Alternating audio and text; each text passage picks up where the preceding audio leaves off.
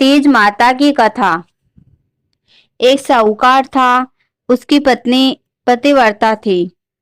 उस साहूकार का एक वेश्या से संबंध था।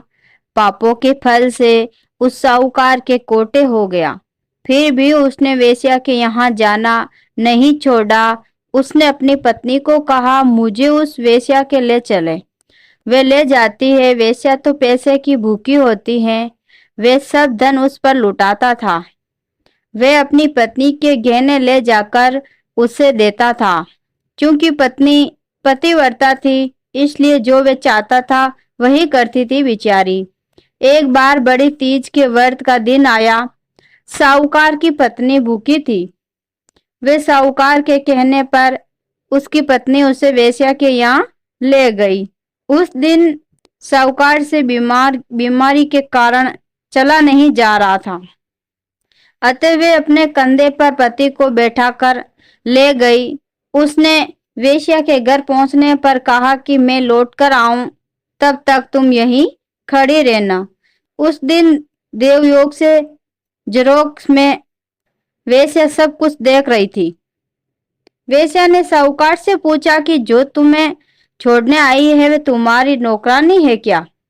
साहूकार ने कहा कि नहीं, वे मेरी पत्नी है। सुनकर वेश्या का मन दुख से भर गया। उसने साहूकार को समझाया कि वे लौट जाए, क्योंकि आज तीज है और तुम्हारी पत्नी ने व्रत किया होगा, उस पूजा करनी होगी। तीज माता ने वेश्या का मन पवित्र कर दिया। उसने साहूकार को उसके गहने दे दिए और लौट जाने को कहा। साथ ही ये भी कहा कि अब वे यहाँ कभी न आए। उधर साहूकार की पत्नी खड़ी थी कि बरसात मूसलाधार बरसने लगी। वे मन ही मन में दुखी हो रही थी कि उसे तीज माता की पूजा करनी थी। उस समय पानी में बहती हुई पूजा की सामग्री और नीम की टहनी वहीं आ गई। तब उसने पूजा की, तभी चांद उग गया। वे चांद को अर्घ देने लगी। उस समय उसका पति भी वेश्या के यहाँ लौट आया।